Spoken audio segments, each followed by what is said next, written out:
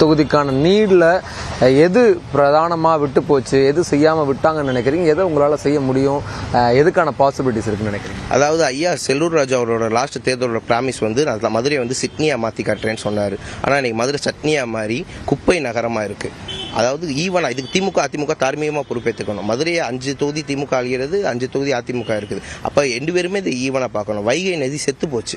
வைகை நதி வந்து இன்னைக்கு கோரப்புல் முளைச்சிருக்கு. இப்படி சுற்றி குப்பை மேனேஜ்மெண்ட்டு, ஒரு ஆறை பாதுகாக்க முடியலை.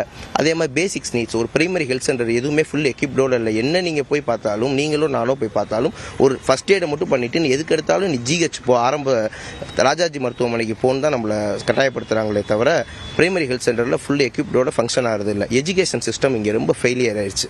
பேரளவுக்கு நிறையா ஸ்கூல்ஸ் மூடப்பட்டுருச்சு. கவர்மெண்ட் வந்து எல்லா ஸ்கீம்ஸையும் ஆரம்பிக்கிறாங்க. அதை ஆரம்பிச்சுட்டு அதில் உள்ள பணங்களை இவங்க எடுத்துக்கிட்டு கரப்ஷன் பண்ணிவிட்டு அது சரியாக மானிட்டர் பண்ண மாட்டேங்காங்க. நான் வந்து எல்லாத்தையும் மானிட்டர் பண்ணுவேன்.